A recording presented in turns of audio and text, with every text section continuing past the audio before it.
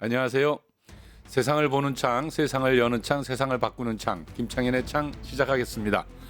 오늘은 이 출렁이는 대선 전국을 어떻게 좀 잘 보고 있는지 오랜만에 귀한 분을 한번 모셨습니다. 예, 더불어민주당의 박용진 전 의원님이십니다. 어서 오십시오. 안녕하세요. 반갑습니다. 잘 지내셨어요? 예. 어떻게 지내세요?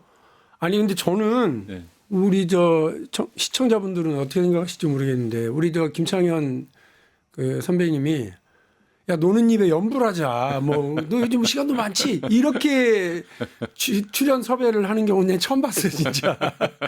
그 나름 백수라서 엄청 바빠요. 원래. 백수가 원래 바쁘잖아요. 네. 백수라서 바쁘고 이제 대선이 뭐 이제 사실 30 며칠 남았죠. 한 달 남은 거예요. 예. 이 대통령 선거에서 반드시 선거에 승리해야 되기 때문에 그 누가 일을 주든 안 주든 적극적으로 사람들 만나고 있고요.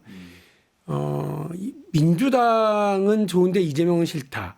이렇게 말하는 사람들도 솔찬히 있고 또 민주당의 지지자가 아닌 중도층인데 마음은 세상에 국힘 찍고 싶진 않아. 윤석열 때문에 학을 뗐어요.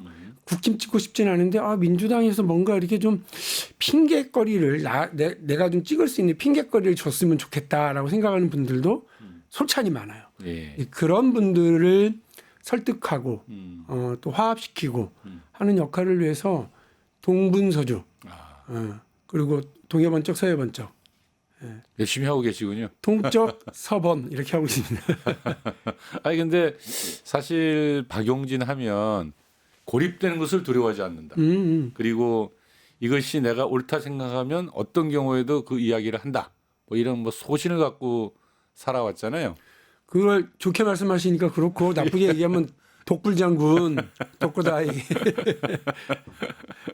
아이고. 그래도 제가 보니까는 이 기간 중에 지난 총선 기간 중을 지나면서 소위 말해 이제 비명 행사했다라고 그러는데 예.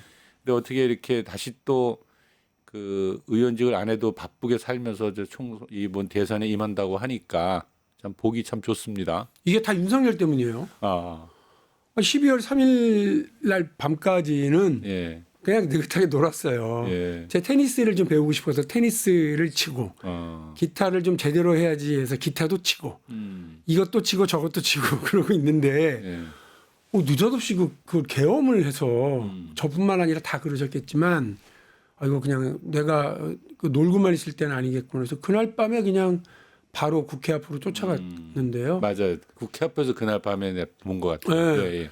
국회의원 간도 제가 처음 갔습니다. 그 담장 바깥이지만 예. 국회 앞에 처음 갔고 거기서 막 그 좀 시민들과 함께 시민들 이렇게 싸웠군요. 왔다 갔다 예. 하고 계시는 분들 이렇게 마주치니까 시민들이 아니 의원님 빨리 들어가서 표결하셔야지요. 왜 여기 있냐고 막 제가 국회의원이 아닙니다. 전 의원이 되었습니다. 예, 여러 명 그런 분들 만났는데 예, 제가 또 한때 대목견 하던 사람인지라 예, 시민들 이렇게 우왕좌왕 이렇게만 있을 게 아니구나. 이분들 모아서 집회를 진행해 보자 하고 그때 집회를 생목으로 한 2시간 반, 3시간 를 진행을 하고 그분들하고 정말 뜨거운 밤을 같이 보냈어요. 그때부터 이제 다시 시작한 거예요. 그렇네요, 진짜. 공개 활동을. 그러니까 윤석열 덕분에 이렇게 쉬고 때문에. 네. 좋습니다. 이 얘기 나왔으니까 이제 대선 이야기를 한번 들어가 볼까요? 이제 네. 본격적으로 민주당 이야기를 먼저 하는 게 좋겠죠. 네.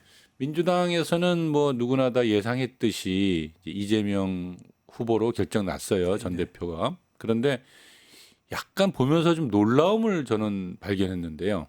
딴 게 아니라 어후명 뭐 어대명 하는데 그러니까 누구나 당연히 될 줄 알았고 있지 않았습니까? 네네. 그런데 그런 경우 보통 보면 재미가 없어가지고 투표율이 뚝 떨어진다거나 그러는 게 보통 다반사잖아요. 그런데 이 경우는 보니까 투표율도 높고 그냥 결심하고 온 듯이 사람들이 엄청나게 몰려 나와서 압도적으로 후보를 만들더라고요. 근데 이게 무슨 결기 같은 느낌도 좀 받았고요. 어떻게 보셨어요? 그게 정권 교체 꼭 해달라. 그리고 아직도 잔불 정리가 안 된 내란에 대한 종식을 확실하게 해달라고 하는 당원들과 지지층의 간절함이에요. 전 그렇게 해석하고요. 그래서 같이 뛴 김동연하고 김경수 두 분한테는 조금 안 됐지만 되게 고마워요. 저는 그래서 되게 힘들거든요. 그러니까 내가 질 줄 알고 결과가 뻔한데 이 끝까지 한다라고 하는 게 되게 힘든 일이에요. 그래서 두 분한테 되게 감사하게 생각하고 당원들과 지지층의 이 간절함이 이렇게 큰데 딴소리 딴말할 때가 아니구나 이런 생각을 다들 하셨을 거예요. 그래서 뭐 저는 뭐 그 전부터 그랬습니다만 어쨌든 힘보태고 평당원으로서 복무하겠다 이렇게 했고요. 약간 뭐 다시 좀 봐야 되는 건 이제 호남 쪽은 다른 데보다는 조금 낫더라고요. 근데 지난 대선에서도 그 광주가 한 84, 전남이 한 86, 전북이 82 이랬고요. 그래서 다 10%가 넘게 윤석열한테 줬고 그리고 저 노무현 그 김대중 이때보다는 확실히 지지율이 낮고 이런 게 좀 있어요. 그래서 물론 뭐 호남도 그 맨날 민주당만 지지해야 되냐 그건 뭐 말이 안 되죠. 다만 지금의 우리 망설이는 중도층은 우리가 데려와야 하고 흔들리는 지지층은 확신을 줘야 하고 그러니까 이런 게 우리의 과제라고 저는 생각해요. 그거 위해서 좀 같이 노력해야죠. 예. 근데 이재명 후보가 자신의 후보 수락 연설을 통할 때 보면 말이죠. 통합이라는 단어를 14번이나 쓰고 그리고 그 이후의 움직임도 보면 실제 그 김영삼 정부 시절에 환경부 장관했던 윤여준 씨를 모시고 와서 상임 선대위원장으로 세우고 또 이승만, 박정희 묘소도 참배하고 이 아주 그냥 발빠르게 일찍이 어찌 보면 좀 큰 광풍 행보를 하고 있다 이런 보여지는데 일각에서는 상당히 우려의 시각으로 보는 분들도 좀 있는데 박용진 의원님도 여러 뭐 제안이 들어온다 뭐 이런 얘기도 들리긴 하던데 어떻게 보십니까 지금의 이런 행보에 대해서? 저는 그 대통령 선거는 중도 싸움이잖아요. 중도층을 중도를 많이 된다. 가져오고 설득하는 게 되게 중요한데 아까 말씀드린 것처럼 내가 진짜 민주당을 지지한 적이 없는데 국힘은 도저히 못 지켰다. 지난번에 한번 당해보니. 근데 나한테 민주당을 찍을 이재명을 찍을 핑계를 좀 줬으면 하는 분들이 진짜 많다니까요. 거기에 딱 맞아 떨어지는 일들을 지금 하고 있는 거예요. 선거 캠페인이니까 그 현충원에서의 행보 그리고 뭐 저 보수적인 인물들을 영입해 오는 것에 대해서 너무 뭐 그렇게 보실 필요 없고요. 저 이제 이재명 대표하고 전에 이제 서로 흉금 털고 악연 털고 하는 자리가 2월 말에 있었는데 그때도 한 100분 넘게 비공개로 둘만 얘기했거든요. 그러니까 그때 썼던 얘기 중에 하나가 박용진 의원이 해오던 이야기들 중에 제가 늘 그런 말 많이 했거든요. 축구도 정치도 운동장을 넓게 써야 한다. 그리고 왼발 오른발 가리지 말고 이렇게 슛을 때릴 줄 알아야 된다. 손흥민처럼. 그러니까 그렇게 실용적이고 확장 전략을 가져가야 된다는 말을 제가 그렇게 표현했는데 그 표현을 자기가 좀 써도 되냐. 그러더니 당연히 그러시라. 그리고 실제로 그렇게 움직이는 거라고 저는 봐요. 그러면 원래는 중원 전략을 늘 염두에 두고 확장 전략을 가져가려고 했던 사람은 박용진이지만 이제 원톱 스트라이크가 섰잖아. 예. 그러면 이제 나는 포지션을 왼쪽으로 옮겨야지. 그래서 이제 어제 제가 이제 선대위에 결합을 이제 하기로 했는데 선대위 결합에 선대위에 이제 합류를 하시네요. 합류를 했는데 그 사람 사는 세상 국민화합위원회라고 했어요.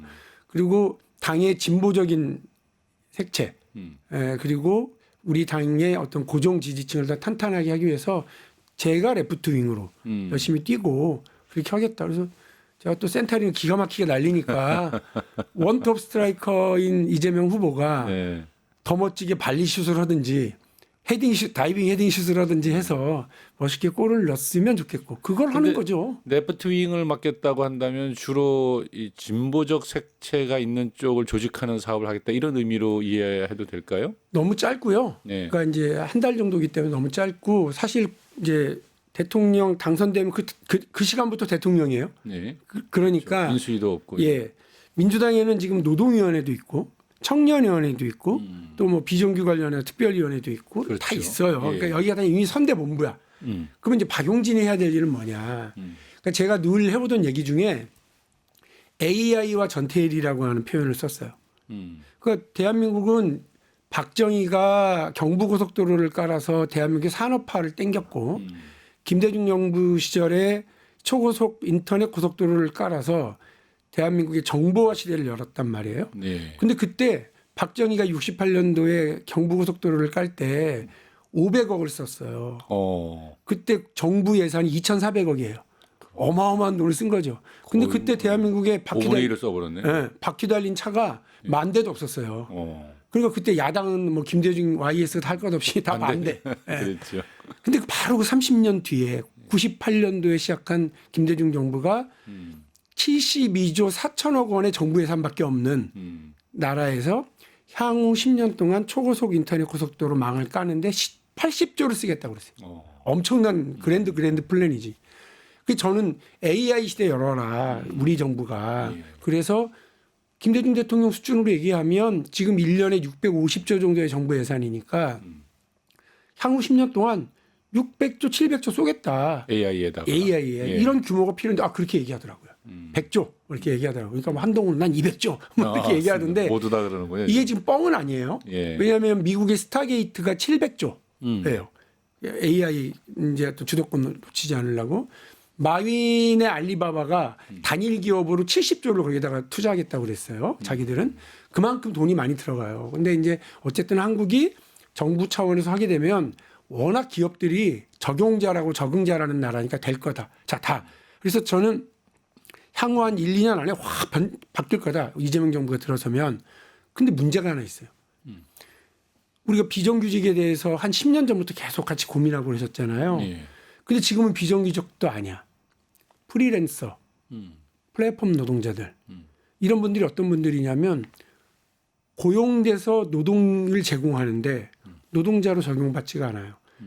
그러니까 우리 시대 전태일들은 마치 그 전태일 열사가 70년에 분신하시게 될 때 아니 노동법이 있는데 근로기준법을 왜 적용하지 않냐 우리한테 해서 분노해서 그냥 적용되지 않는 근로기준법과 본인을 같이 불살라서 분노를 보여줬잖아요. 그랬죠. 근데 지금은 노동자들은 근로기준법을 적용을 받는데 똑같이 노동을 하는데 플랫폼 노동자들, 프리랜서 노동자들은 적용받지 않아요. 이분들은 국세청에서 비임금 노동자로 분류가 돼요. 그러니까 임금 받지 않는 노동자래. 네. 그래서 그렇게 해서 세금을 떼가요. 근데 국민연금에서는 또 이분들은 납부 예외 대상자로 분류가 돼요. 그래서 이분들은 국민연금 노동자들이면 받을 수 있는 뭐 안전조치 4대 보험 다 사각입니다. 예. 이걸 어떻게 해야 될까? 정치인들은 맨날 좋은 일자리를 100만 개 만들겠습니다. 이게 다 뻥이에요. 그리고 자기들이 무슨 좋은 일자리를 어떻게 만들어? 있는 일자리가 나쁜 일자리가 되지 않도록 만드는 게 중요하죠. 사회가 변하고 AI가 더 확장되면 여기에 맞는 일이 생길 거고 우리 아이들은 평생 하나의 직장에서 안 살아요. 두 번, 세 번, 네 번, 다섯 번 바꿔야 돼요. 두 번째, 하나의 직장으로는 못 먹고 살아요. 그러니까 투잡, 쓰리잡, 엔잡 이렇게 하는 거예요. 그러면 그렇더라도 직장을 1년에 한 번 단위씩 바꾸는 수밖에 없더라도 그 노동의 형태가 어떻더라도 국민연금으로 노후 자산을 만들게 하고 또 일자리를 잃었을 때 실업급여를 받게 하고 또 이들에게 기본적으로 건강보험을 적용하게 해주는 거. 이게 중요한 거지. 이렇게 해주면 되지. 이재명의 정부가 그런 걸 해야 되고 이런 일하는 사람들이 희망을 가질 수 있는 일하는 사람들의 희망, 거대한 소수들 눈에는 보이지 않지만 존재하고 있는 이 거대한 소수들이 의지할 수 있는 정당으로 민주당을 만들기 위해서는 이 30일 동안에 요것과 관련된 의제를 제가 표현해내려고요. 같이 살자. 그런 일들을 네. 하고자 하는 것을 레프트윙이라고 표현했다. 예. 같이 살자. 우리 민주당이 그런 거 해야 된다. 예. 진보는 마땅히 그런 일을 해야 된다. 이런 주장이고 이 부분에 대해서 이재명 후보한테서 설명을 그렇게 했어요. 잘 알겠습니다. 이 시대 전태일. 이 시대 함께 가야죠. 전태일을 찾아서 그들과 함께하는 대선을 만들겠다. 네. 그것이 박용진 레프트윙의 역할이다. 네. 멋진 센터링. 예. 골 넣는 것은 이재명이 하고. 이재명. 예, 넣어라. 좋습니다. 그 국민의힘 얘기를 한번 가보죠. 네. 어제 한참 방송 중에 이제 두 사람으로 확정됐다는 소식을 들었어요. 네, 네.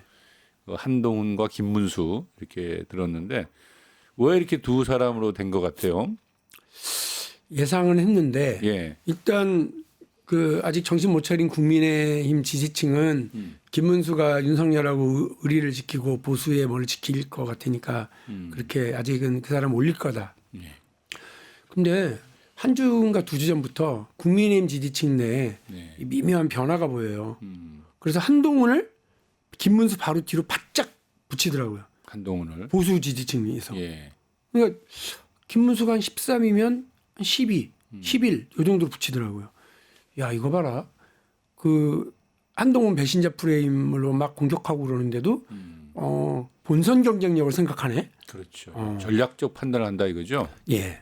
그러니까 이렇게 되면 예. 제가 한 번 더 맞추면 5월 3일 날 네. 최종적으로 한동훈이 올라올 것 같아요. 한동훈이 올라온다. 이 기세대로면 한동훈이 올라오면 한동훈은 쉽게 한덕수하고 단일화는 안 할 겁니다만 이거 하는 둥 마는 둥 계속 이렇게 하다가 갈등 끝에 전격적으로 단일화하고 하게 되면 저는 그 단일화 이슈 그리고 한동훈의 변화 그리고 민주당 국민의힘 지지층의 어떤 이 미묘한 변화 이런 것들이 우리가 방심해서는 안 되는 몇 가지 모습을 보이고 있다고 봐요. 끝에 가면 진영 1대1로 결집을 하면 좀 위태로울 거다. 그리고 막판에 저 이준석도 단일화로 할 거라고 봐요. 힘을 보탤 거라고 봐요. 완전 1대1로 만들어 버린다. 예, 이준석은 뭐 자기는 끝끝내 하겠다고 그러는데 제도의 변화와 헌법의 변화가 없으면 대한민국에서 제3당은 쓸 자리가 별로 없어요. 그렇죠. 우리가 여러 차례 경험을 했잖아요. 그래서 아마 이준석이 머리가 좋으니까 아마 봉이 김선달 이후에 봉이 김선달이 대동강물 팔아먹은 이후에 최고의 그 비싸게 값을 팔아먹는? 비싸게 팔아먹는 예, 그런 일을 할 것 같아요. 그러면 박용진 의원님이 지금 보고 있는 이 판을 보면 결국은 한덕수 권한대행의 출마는 기정사실이 될 것이고 네. 그리고 한동훈과 단일화를 하게 될 것이고 그리고 이준석도 단일화 대열에 끼어들어서 결국 한동훈과 1대1 싸움이 될 가능성이 가장 높다. 네. 이렇게 보시네요. 예, 그렇습니다. 그거는 진짜 얼마 남지 않은 거니까 정말 그렇게 되면은 그랬을 때는 이 보통 싸움이 아니다. 굉장히 사력을 다해야 된다 이렇게 보시는 거군요. 대부분의 대선이 진짜 박빙으로 갔었던 거예요. 그러니까 문재인 정부가 들어서던 그 때에도 사실은 2017년에도 그렇게 박빙이었던 거예요. 어떻게 보면. 그러니까 문재인 대통령 후보가 41%를 받은 거잖아요. 그러니까 어떻게 보면 저쪽이 더 많았던 거죠. 야당이. 그렇죠. 근데 한덕수 권한대행이 네. 이렇게 한동훈뿐만 아니라 그 누구든 국민의힘에서 나오는 당선된 후보와 1대1로 붙었을 경우 한덕수 권한대행이 이긴다라고 하는 여론조사가 많이 나오던데요. 그리고 또 실제로 또 그것이 보수의 유일한 희망이다 이렇게 보는 분들도 있는 것 같고. 저는 한덕수가 나오면 어렵지는 않다고는 봐요. 예, 그분이 무슨 안정감은 있겠죠. 근데 그 안정감이라고 하는 게 이렇게 매력적이진 않아요. 그러니까 한동훈은 약간 그 같이 법사위에서 해보고 그러면 솔직히 이제 뭐 제 거칠게 좀 표현을 하면 고등학교 다닐 때 밥맛 없던 애들, 고등학교 다닐 때 그런 친구들이 있었거든요. 네. 공부 잘하고 집안 좋고 잘난 척 더럽게 하고 그런 친구들 우리 저 동문회 할 때 안 찾아. 아무도 안 불러. 걔 뭐하니? 아무도 관심이 없어. 그러죠. 근데 그 한동훈 후보도 계속 변화하려고 하더라고요. 여전히 뭐 홍준표, 김문수한테 토론회 때 좀 못되게 하는 거 보니까 쌍욕된다 소리 듣고 아이고 저 참 큰일이다 싶기는 하지만 좋은 기획사를 잡았는가 봐. 그래갖고 뭐 따뜻한 SNL에도 나오고 하면서 내가 정말 저래요 뭐 이런 거는 굉장히 이건 이미지를 계속 변신시키려고 바꾸려고 하는 거군요. 저는 그런 변신은 김대중 대통령, 그러니까 노태우의 제가 보통 사람입니다라고 했었던 말도 안 되는 변신, DJ가 강경 좌파 정치인인 줄 알았는데, 이제 합리적이고 따뜻한 사람, 뉴 DJ 플랜. 그렇죠. 뭐 이렇게 DJ 춤도 추고 그랬으니까. 그런 정치인의 변신은 늘 경계해야 돼요. 예, 이거 대단한 각오를 했구나. 이렇게 생각하는 게 맞습니다.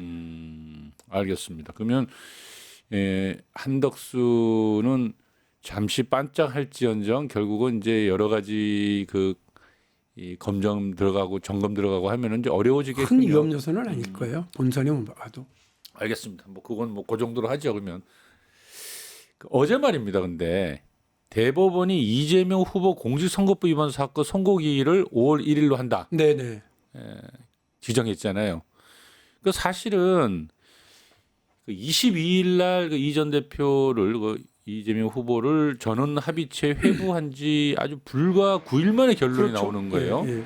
그래서 전원 합의체 회부할 때도 아주 깜짝 놀랐는데 이거 또 한 번 놀라는 거죠. 근데 사실은 누구나 이제 우리가 이 상식적으로 보면 시간도 부족하고 뭐 이럴 때 과연 이게 문제가 되겠냐, 정말 뭐 자판해가지고 스스로를 갖다가 아웃시킨다, 이게 말이 안 되지 않냐 하면서도 사람들이 불안해하는 이유가 이게 예전에 아주 기상천외한 방식으로 윤석열도 석방돼서 나오지를 않나.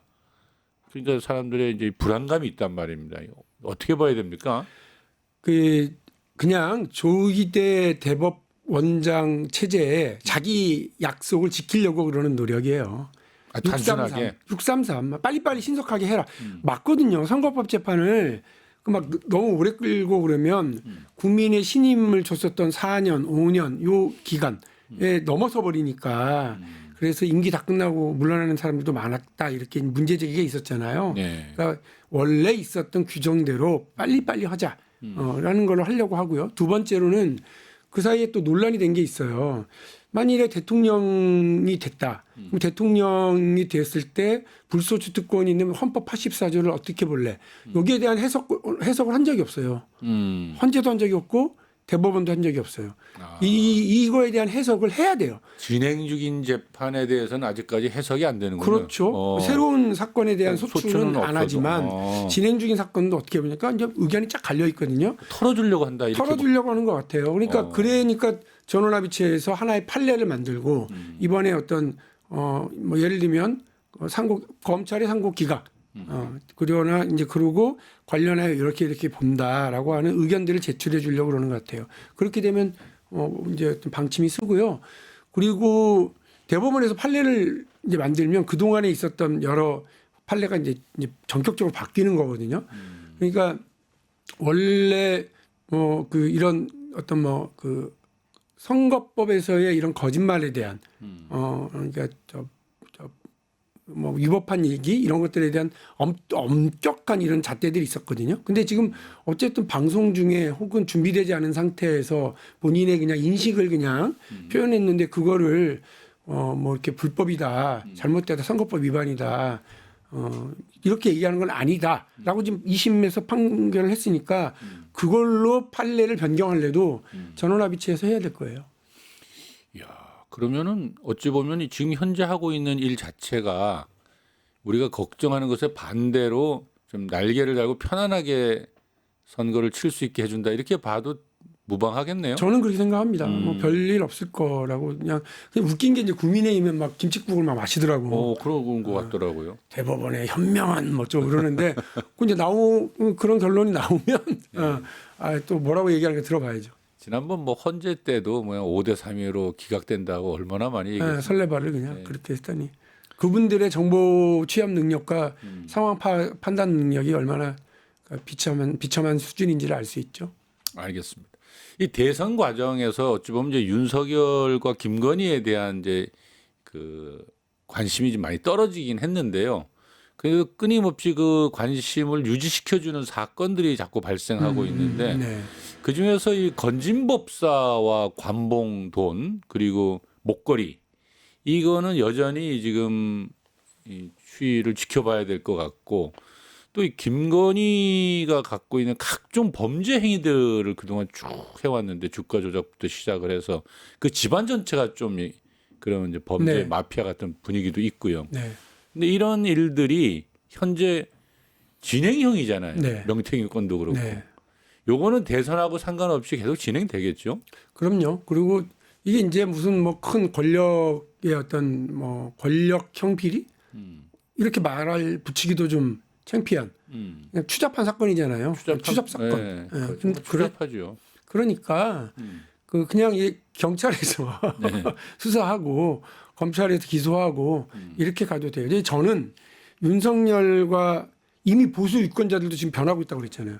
이들은 윤석열 떠나 보내고 있는 거예요. 그러니까 한동훈을 미워도 너 올라가서 잘 싸울 수 있어? 이걸 자꾸 이제 확인하려고 그러는 중이거든요. 그러니까 우리가 새 정부가 들어서면 추적 사건은 그냥 경찰 수준에서 혹은 뭐 추적 사건과 관련해서 필요하면 특검을 통해서 하고 정말 조심해야 될 거. 예. 검찰이 이 메뉴판 들고 올 거라니까 이렇게 오. 딱 들고 와서 뭐 이재명 대통령님, 뭐 중식을 좋아하세요, 한식을 좋아하세요, 일식을 좋아하세요. 김건희 사건 어떻게 요리를 해드릴까요? 그리고 뭐 그동안 당신을 힘들게 했었던 예예예예 손 봐드릴까요? 이렇게 딱 그 메뉴판 찾아보면 안 돼요. 그렇게 되면 예. 다시 정치 검찰을 가지고 또 쓰게 된다니까요. 그러니까요. 그리고 적폐를 청산한다고 하는 그것 때문에 미래로 나갈 에너지를 우리가 시간을 소중한 시간을 또 못할 가능성이 있으니까 저는 이제 검찰에게 힘 실어주지 말자. 그리고 필요한 사건은 경찰이 국가수사본부가 그리고 공수처가 해야 되는데 공수처는 지금 뭐 지난번에 확인됐잖아요. 예. 이제 비밀공짜야. 아무것도 없어.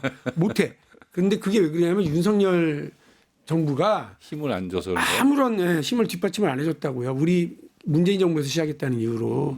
그래서 이거를 원래 취지대로 공수처가 제대로 일을 할 수 있도록 꽉꽉 채워주는 일을 좀 해서 제대로 일할 수 있도록. 그럼 서로 견제할 균형 잡을 수 있잖아요. 그래서 검찰 개혁과 사법 개혁의 마무리를 이번에 한다 하는 생각으로 했으면 좋겠고 정치 검찰한테 다시는 힘 실어주지 않았으면 좋겠다. 잘못된 일 제대로 끊어내는 사회 정의 매우 중요하다고 저는 생각합니다만 그거를 왜 굳이 검찰에 정치 검찰에 맡겨? 얄미운 놈들. 지금도 막 열심히 수사해서 다 차곡차곡 쌓아놓고 있잖아요. 그럼 검찰한테 맡길 게 아니라 경찰들한테 맡겨두고 지금 조사하는 대로 그대로 두고 또 거기다가 공수처에다가 힘을 실어주면 알아서들 다 가야 될 곳은 감옥으로 가게 되어 있다. 예. 거기에 막 우리가 막 열과성을 다해서 집중할 필요 없다. 이재명 정부의 과제는 첫째 그게 국민 통합, 아니다. 둘째 사회 정의, 셋째 경제 성장이에요. 그렇죠. 거기에 집중하시면 그런데 우리가 그렇게 참 옳은 얘기인데도 불구하고 이 윤석열을 끊임없이 이제 잊지 않게 만들어주는 사건이 자꾸 생기는 게 그 왜 개몽되었다고 하는 그 김계리 변호사 등이 왜 윤버지 부르면서 온리 윤어게인 정당을 만들겠다 뭐 이런 얘기들을 잠깐 하다가 또 해프닝처럼 끝났는데 그걸 가만 보다 보면 그러니까 윤석열과 어쩌면 또 김건희도 거기 같이 있겠지만 끊임없이 이제 자신들이 살려고 하는 노력일 것 같긴 한데 뭐 신당을 만들겠다 또는 세력을 놓치지 않으려고 하는 흐름이 있잖아요. 네. 이건 어떻게 보세요? 계속 이런 시도를 할까요? 또라이들이 또라이짓 하는 거죠, 뭐. 그러니까 조원진 의원이 만들었던 당 이름 기억하세요? 자유통일당. 거봐, 틀리셨어. 아니구나. 우리공화당. 아무도 기억 못해. 당 이름도 모르겠다. 우리 김창현 선배님처럼 정치에 늘 이렇게 관심 갖는 분도 관심이 없어. 한때 박근혜를 가지고 뭐 이렇게 했는데 자유통일당은 누가 하는 거지? 그 정광훈. 그런 그 양반이 하시는. 그게 헷갈리는군요. 그래서 이제 사실은 별 의미 없는 거예요. 그래서 이번 선거에서 그냥 압도적으로 이겨버리면 압도적으로 이겨야 돼요. 압도적으로 이겨서 대한민국에 시끄러운 사람들이 있지만 아주 일부다. 아주 소수다. 극우들이 좀 있다. 그냥 됐다. 역사의 뒤안길로 사라지게 하는 게 맞다. 그냥 거기서 놀아라 이렇게 하고 예. 전혀 우리 사회에 영향 미치지 못하는 걸 스스로 깨닫게 해주면 된다고 저는 봐요. 별 신경 안 써도 될 거고 그들이 자꾸 뭐 재등장하는 거 뭐 이번 대선 국면에서 땡큐지 뭐. 그러면 우리 한국 사회 극우 파시즘이 등장하고 있다라는 느낌도 이렇게 어찌 보면 한 줌으로 봐야 되나요? 왜 그런가 하면 제가 이제 불안해하는 것 중에 하나가 그 왜 지난번 서부지법 때도 나타났던 그 폭력성도 있지만 사실 정광훈 목사 집회 발언 수위를 보다 보면은 뭐 아주 넘어섰거든요. 네. 수위를 넘어서고 있어요. 예. 예를 들어서 이제 여성 혐오라든지 중국 혐오라든지 또는 얼마 전에 또 중국의 그 차이나타운인가요? 일종의 뭐죠? 그러니까 양꼬치가 많이 파는 동네죠. 건대 앞에. 네. 그런데 막 윤어게인을 외치면서 쳐들어가서는 뭐 시진핑은 물러가라, 뭐 중국인들 물러가라 이런 구호를 외치기도 하고 또 심지어는 뭐 빨갱이는 죽여도 돼를 또 외치는 사람들이 있어요. 이런 걸 보다 보니까 또 이재명 후보는 백주대낮에 테러를 당하기도 했고요. 과연 이게 한국 사회에 이런 빠른 속도로 극우화되고 있는 집단이 형성되었는가? 그들이 지금 일정 자리를 잡으면서 정치 세력화되고 있는가? 이렇게 아니, 뭐 볼 저는 그렇게까지는 그러니까 사실은 헌재가 판결을 내리고 나면 난리가 날 줄 알았잖아요. 그러니까요. 근데 쫙 빠지잖아요. 뭐 그분들 다 어디 갔나 싶을 정도로 쫙 빠지잖아요. 그러니까 그 오히려 대한민국 국민들이나 대한민국의 민주주의 시스템이 정말 시스템으로 움직여가는구나. 이렇게 생각을 할 수 있을 정도로 지금 이렇게 중심을 잡아가고 있거든요. 그래서 이번 대선이 대립의 공간이 아니고요. 제가 볼 땐 지난 4개월에 그 혼란했던 진영 대립과 갈등, 탄핵과 내란 이 혼란을 극복하고 화합하는 과정이 될 거예요. 그래서 이재명 후보가 국민 통합을 정말 강조하고 선대위도 그렇게 하려고 그러고 또 당내에도 뭐 보수, 뭐 비명, 반명 다 이렇게 해서 같이 꾸려서 가겠다고 하는 거 저는 그게 큰 의미가 있다고 봐요. 그럼 이렇게 통합적인 행보를 하다 보면은 결국 그들은 소수화되고 다 사라지게 될 것이다 이렇게 본다는 거잖아요. 예, 오히려 그들의 목소리가 컸었던 때가 더 많아요. 근데 지금 계속 줄여오고 있고요. 뭐 오히려 민주주의가 더 안착화되고 그리고 안정화되고 다수가 되고 이러고 있는 상황이니까. 그런데 한 가지 걱정스러운 거는 협중이거든요. 그러니까 사실은 우리가 중국과는 지리적으로 보나 또 이 경제적으로 보나 뗄래야 뗄 수 없는 관계를 형성해서 살아가야 되는데 왜 느닷없이 뭐 중국의 스파이들이 와서 우리나라 뭐 이제 선거를 갖다가 불법 선거를 만들고 뭐 선거 조작했다라는 식의 이야기들도 많이 유포시켜내고 그리고 아주 강한 적대감을 드러내요 중국에 대해서. 네. 근데 사실 이게 이제 일본에 보면 왜 혐한 발언들을 하는 일본 극우파들이 있지 않습니까? 그런 막 또 이 한인 타운에 와가지고 좀 시위하기도 하고. 그래서 저는 한중 관계의 이런 민감성을 볼 때 굉장히 우리 국익에도 불이익을 주는 일인데 이거는 통합적인 리더십으로 이게 많이 껴안는다 해도 없어질 것 같지가 않거든요. 점점점 뭔가 좀 의도적으로 키워가는 듯한 느낌을 받아서 제가 한번 질문을 해보는 거죠. 위험하죠. 위험하고 그런 사람들의 그런 불법적인 행위는 좀 뭐 현행법으로 처벌할 건 처벌하고 또 사회적으로 지탄받게 할 거는 그렇게 해야 된다고 생각을 합니다. 근데 또 중국이 일정하게 되게 패권적으로 국제 질서를 이제 어기기도 하고요. 팽창주의를 가지고 있는 것도 있고요. 그래서 사실 중국하고 우리하고 사이좋게 지낸 게 지난 5천 년 동안 별로 없어. 사실은 힘들게 살았어 서로. 근데 중국이 이제 최근에 자기들 이제 뭐 G2로 거듭나겠다고 하면서 미국하고 대등한 관계를 가지려고 하면서 우리한테도 좀 그렇게 하는 게 있었거든요. 그러니까 그런 것 때문에 생겨나는 경계심과 반중 의식은 있는 거예요. 우리가 바로 전 세계적으로 자기 옆 나라하고 사이좋게 지내는 나라를 찾아볼 수가 없어. 우리하고 일본이 그렇고 우리하고 중국이 그렇거든요. 심지어 북한도 중국하고 약간 갈등 관계라고 하더라고요. 그러니까 여기서 이제 정부가 어떻게 하느냐는 거죠.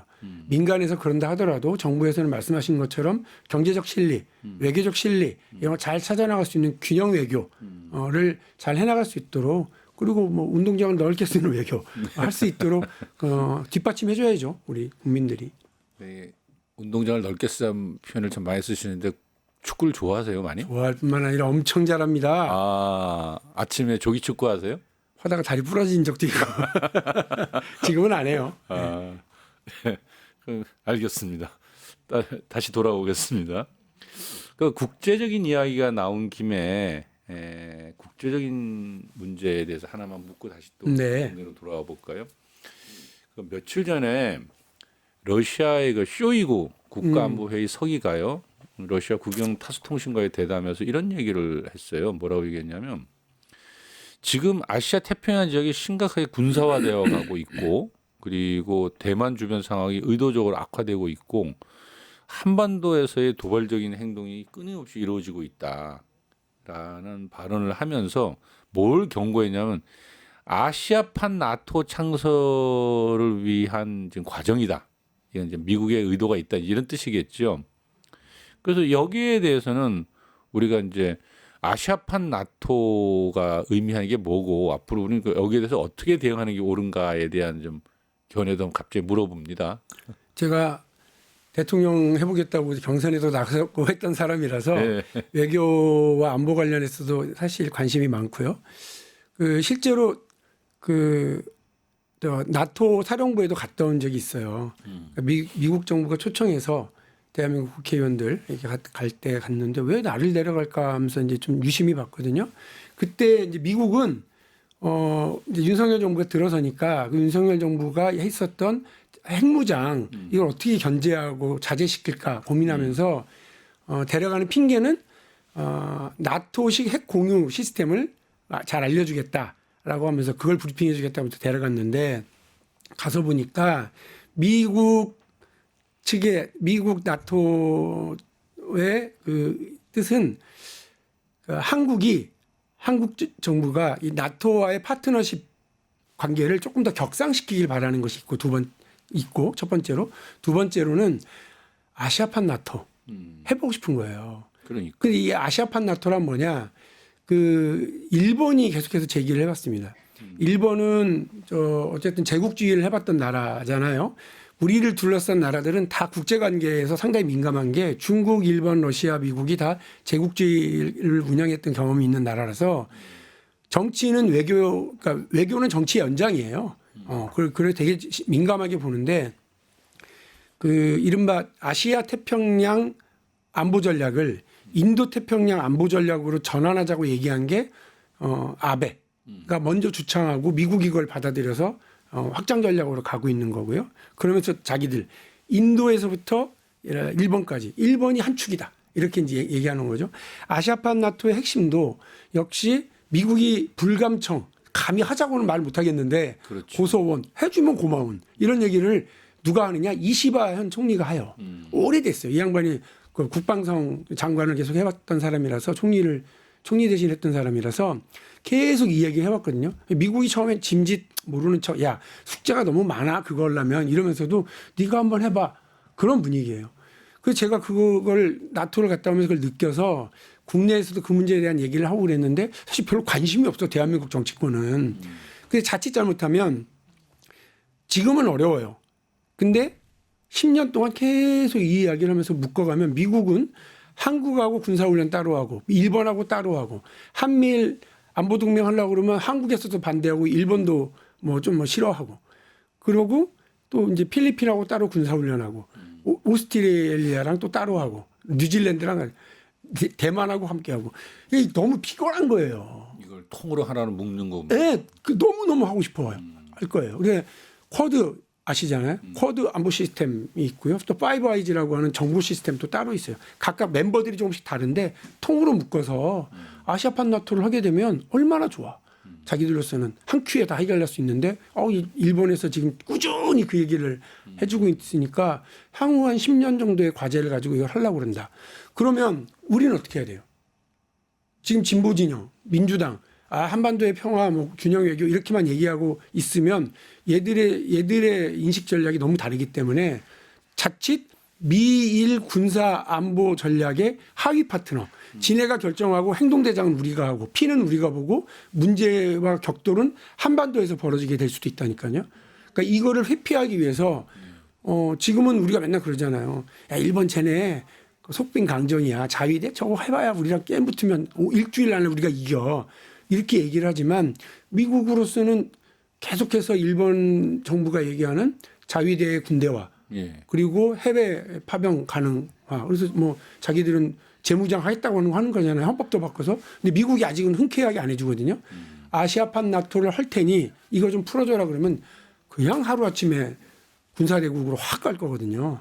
그러고 대한민국이라고 하는 이 엄청난 군사 강국을 자기들의 그야말로 똘마니로 넘버 3 서열 밑으로 이렇게 넣고 자기들 마음대로 쓴다고 그러면 한반도 위기에서 우리가 제어권을 갖지 못하는 상황이 될 수 있으니까 아시아판 나토는 죽어도 안 된다고 결사저지를 아예 선을 긋고 미국이 좀 흔쾌해야 할 만한 다른 안보 전략을 우리가 제시하든지 아니면 아시아판 나토에 먼저 들어가서 우리가 선도에 서서 이거를 통제권을 가져버리든지 지금 우리가 넘버 투니까 그걸 하든지 이거 빨리 판단을 좀 해야 될 것 같다. 그러면 이제 중국하고 어떡할래? 라고 하는 숙제가 또 있어요. 그러니까 이거를 하루아침에 결정할 문제가 아니라요. 우리도 10년 장기 과제로 차근차근히 해야 돼요. 근데 다행인 건 미국의 군부는 압도적으로 한국을 신뢰해요. 국방 관계에서는. 이제 뭐 그런 문제를 잘 지렛대를 삼아야 할 거는 같아요. 또 저 말을 잘 들어서 그런가? 그런 것도 있습니다. 근데 70년 동안 이렇게 군사 혈맹 관계를 유지하는 나라가 없어서 그러니까요. 그리고 일본은 못 믿더라고요.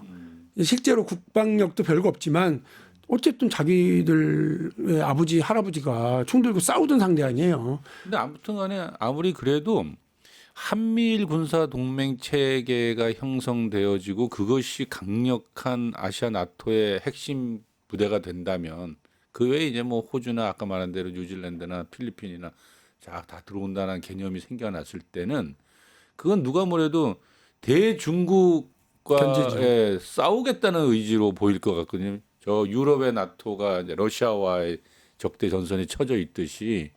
근데 그럴 때 그 싸움판의 한가운데 이게 남북이 대치 중인 이 한반도에서 그런 아시아 나토판이 벌어지는 건 굉장히 우리로서는 안보적인 위험이 그렇죠. 있는 거겠죠. 그러니까 제가 저도 뭐 이걸 하자 말자 이런 입장이 아니라 이런 위험성과 전략적 상황이 변화하고 있다. 2004년에 우리가 그 2002년이었나요? 그 평택에 미군 기지를 지으려고 우리가 결사 반대하면서 예. 유심히 봤던 게 있잖아요.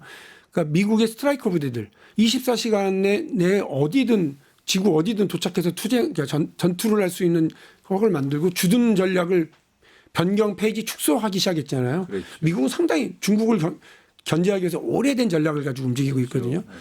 그 우리는 만일에 이제 이럴 수 있다고 봐요. 저는 트럼프가 지난 1기 때 우리한테 해준 것 중에 하나가 느닷없이 미사일 협정을 재개정해가지고 탄두 중량 8톤 그리고 사거리 1000km 이걸 해뒀다고요. 우리 수건 사업 중에 하나가 풀린 거예요. 자주 국방에.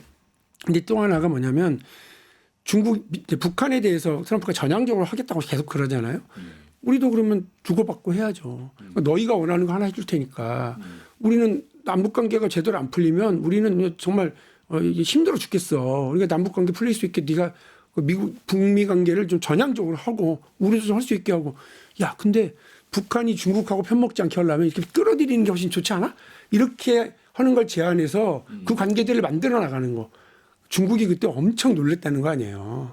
그러니까 이제 북한하고 미국하고 이게 좀 가까이 갔을 때는 또.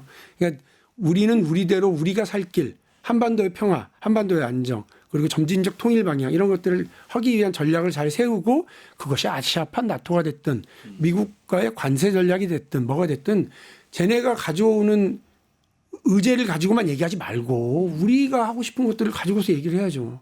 그러면 그 얘기 나온 김에 핵 보유에 관련된 질문 좀 한번 던져볼게요. 뭐 너무 저게 전문적으로 너무 어렵네. 아니 간단한 것만 하나.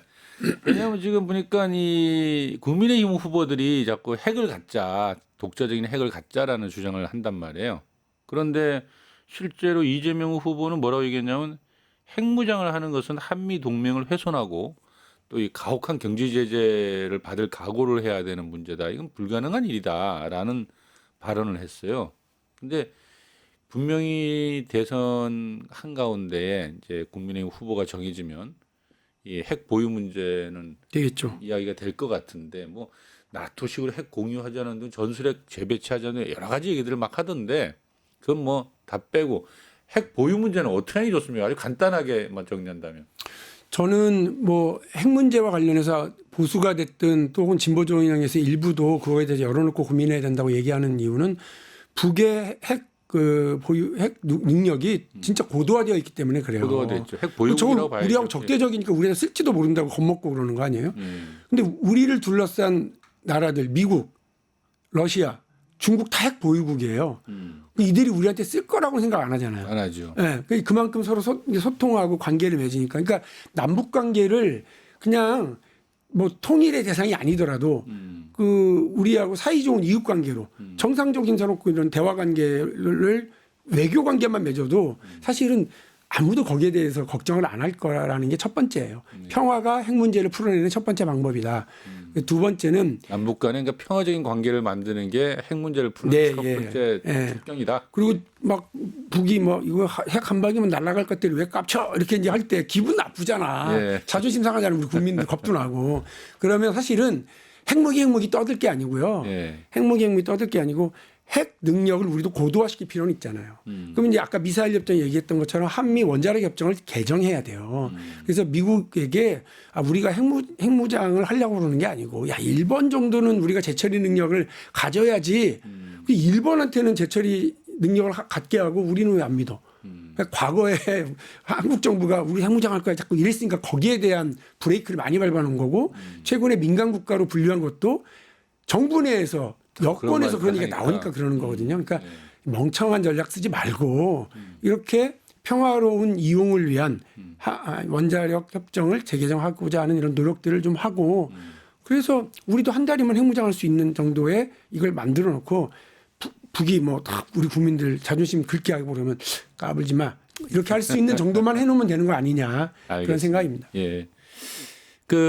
아까 경제 얘기로 다시 좀 돌아가겠는데 이제 우리 또 국내로 돌아오겠습니다. 경제 문제에 있어서 얼마 전에 그 현대자동차 그룹이 네. 그 31조 규모의 대미 투자를 집행한다고 발표를 했어요. 많이 놀랬죠, 사실은. 왜냐하면 과거에 이 국내 재벌들, 이 대기업들이 뭐라고 얘기했냐면 전투적인 그 민주 노조 때문에 인건비가 비싸져서 우리 중국으로 간다, 베트남 간다 그랬었잖아요. 근데 지금 사실 중국에 있는 이 자동차 회사들 철수까지 해가면서 인건비로 따지면 우리보다 훨씬 더 비싼 미국으로 지금 간단 말이죠. 일종의 이 미국 압력에 이제 굴복하고 있다. 이제 이런 느낌을 우리는 많이 받지 않습니까? 그리고 지금 현대자동차의 조합원들 입장에서 보면은 아니 투자를 해도 이쪽에다 해가지고 이제 일자리가 늘어날 텐데 왜 일자리는 전부 다 미국에다 만드냐 지금 이런단 말이죠. 우리 김창현 선배님이 울산을 기반으로 하는 자동차의 도시 울산을 기반으로 하는 정치인이셔서 더 민감하게 이제 그 문제에 대해서 잘 보실 텐데 맞죠. 그러니까 미국에 투자를 하고 미국에 공장을 세우고 미국에 일자리를 만들면 사실은 이제 국내 산업시설, 산업 기반이 무너져가고 일자리가 없어지고 이런 문제가 있기는 합니다. 근데 이제 기업 차원에서 보면 그 미국 시장을 지키는 게 되게 중요하거든요. 미국 시장을 지키기 위해서 전략적 선택을 하는 거죠. 말씀하신 것처럼 실력도 별로야. 애들이 노동자들의 이 수준이 별로야. 근데 인건비는 더럽게 비싸. 그럼에도 불구하고 미국 시장을 지키기 위해서 미국에서의 생산 능력을 고도화하고 높이겠다라고 하는 건 사실 이전부터 있었던 이기도 해요. 앞으로의 투자 전략도 자동차 공장을 더 짓겠다기보다는 그동안 뭐 철강이라든지 다른 부품 혹은 이제 그 내장 시설들 이런 것들을 그쪽에 좀 더 투자하겠다고 하는 거거든요. 재미있는 건 우리나라의 그 외국의 그 기업들이 들어와서 일자리를 만들기는 하잖아요. 근데 그들이 돈을 벌면 다 자기 본국으로 가져가거든요. 마찬가지로 현대자동차 그룹이 2023년에 미국을 비롯한 해외 계열사들에서 본국으로 송금한 돈이 59억 달러예요. 그러니까 우리 돈으로 뭐 한 8조 정도 되는 겁니다. 그 한 해만 이렇게 쭉 가져온 게. 그러니까 이제 미국에 공장을 지어서 미국에서 만들어도 돈 벌면 현대자동차가 100% 거기에 투자를 했으면 100% 그냥 가져오는 거예요. 그러니까 기업 차원 그리고 글로벌리한 이런 시각에서 보면 이게 나쁜 판단은 아니에요.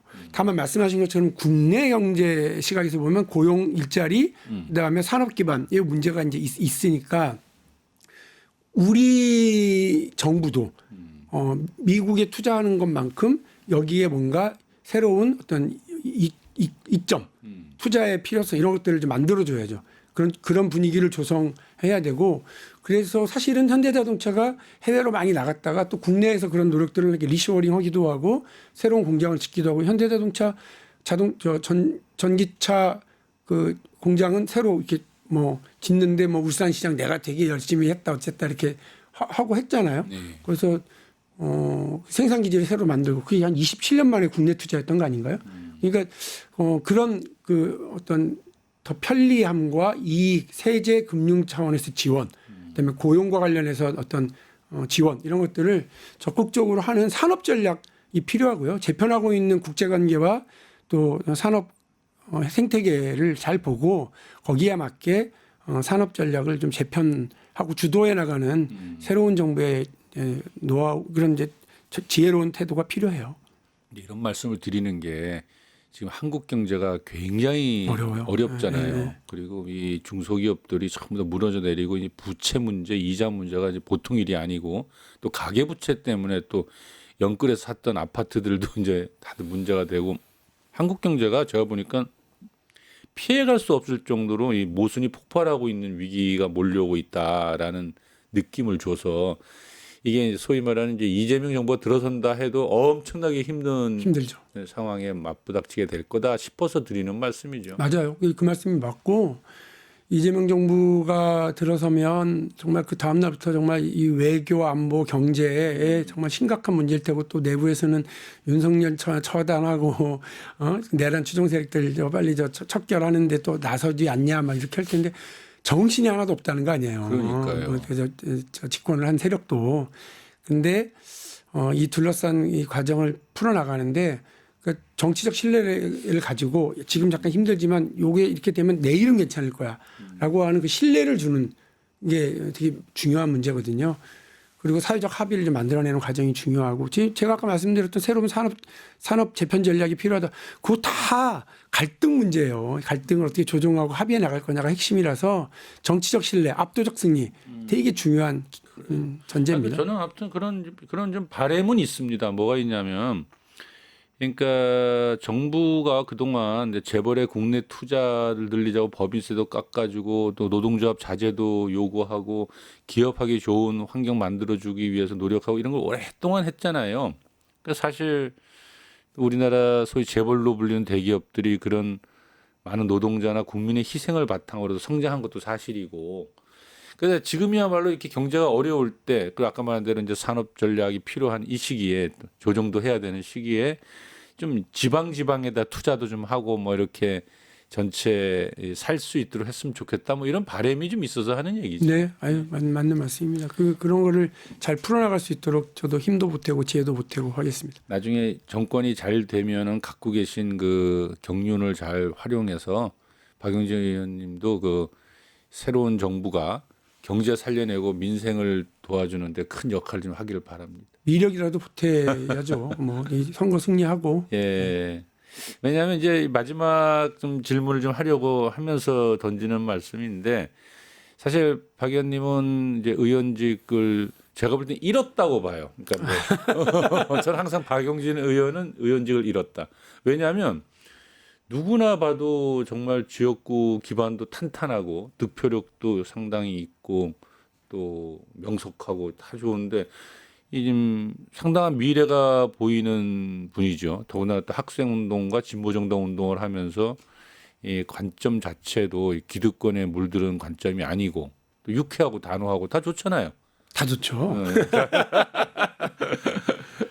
그래서 이제 민주노동당 시절도 보내봤고 민주당 대변인도 지냈고 했단 말이죠. 그래서 향후 큰 꿈을 꾸고 있는지 나름대로 짜놓은 이제 박용진의 정치 전망 이걸 한번 들어보면서 한번 정리를 할까 싶은데. 오늘 김창현의 창에 지금 댓글 창은 어떻습니까? 뭐 이렇게 별 반응이 없어요? 네. 이게 제일 무서운 게 무반응인데. 그러니까 그 이른바 민주당의 지지층하고 제가 뭐 솔직히 말씀드리면 불편한 관계였던 게 사실이에요. 무슨 말씀이냐면 정치적으로 소신 있고 또 자기 나름대로의 할 말은 하고 할 일은 하겠다. 이렇게 하는 게 아니 우리 편한테 이렇게 약간 쓴소리 왜 이렇게 많이 해. 이럴 수 있거든요. 그러게 다 당이 잘 되라고 우리가 더 잘 되라고 그래서 이건 하지 말아야 됩니다라고 하던 얘기를 하던 게 쌓이다 보니까 쟤는 우리 편 아닌 거 아니야? 약간 이렇게 불편하게 보는 분들이 있습니다. 지지층과의 불화도 사실은 정치인의 책임이에요. 그래서 저는 그걸 잘 풀어나가야 된다고 생각을 하고 이번 대선 국면에서 헌신하고 노력하고 하면서 그 신뢰를 좀 많이 얻어가려고 해요. 우리 당원들하고 지지층한테. 그리고 나서 민주당의 넥스트를 어떻게 내가 도모할 거냐. 이미 제가 당대표 선거에도 나갔었고 그래서 당을 이렇게 끌고 가겠습니다라고 비전도 밝힌 적이 있고 또 대선 경선에도 출마한 적이 있고 그래서 대한민국에 대한 비전도 말씀드린 적이 있어요. 그러니까 이거를 이 얘기에 귀를 기울여 주실 분들 당내에 더 많아져야 되고 지지층 내에 더 많아질 수 있도록 지금은 신뢰관계를 쌓고 서로의 관계를 더 돈독하게 만들어 나가는데 제 역할이 있다고 보고요. 아까 잠깐 말씀하신 뭐 고집도 있고 소신도 있고 그거 다 독고다이다라고 하는 말을 한마디로 하는데 저는 그 정치는 혼자 하는 게 아니니까 예. 저도 세력을 형성하고 사람을 만들고 동지들과 함께하고 또 많은 당원들과 함께하기 위한 노력을 하겠습니다. 저한테 귀를 기울여 주시고 저와 함께 손을 내밀어 주시고 자리를 만들어 주시면 감사하겠습니다. 아이고 예 감사합니다. 오늘 그 박용진 의원의 이 향후 정치적 전망과 꿈 이걸 마지막 질문으로 오늘 대담을 좀 정리하려고 합니다. 대선 전국이 출렁이고 있습니다. 내란은 아직 끝나지 않았고 국제 이슈는 연일 터져 나옵니다. 경제는 갈수록 곤두박질 치고 있습니다. 대통령이 바뀌어도 무척 힘들지 않을까 여겨집니다. 우리 모두 광화문에 모였던 그 마음을 다시 모아가야 하지 않을까 싶습니다. 함께해 주신 여러분 감사합니다. 거침없이 소신을 밝혀주신 박용진 의원님 감사합니다. 네, 고맙습니다. 네, 세상을 보는 창, 세상을 여는 창, 세상을 바꾸는 창, 김창현의 창이었습니다.